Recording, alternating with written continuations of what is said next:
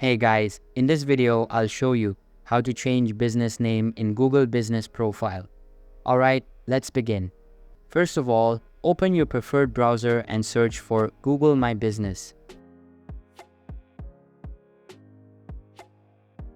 From the search results, open the official website.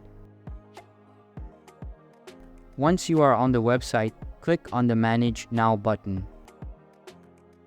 You will be prompted to sign into your account, so go ahead and enter your login details. After signing in, your business profile will be displayed on the screen. At the top of the page, you will see the Edit Profile feature.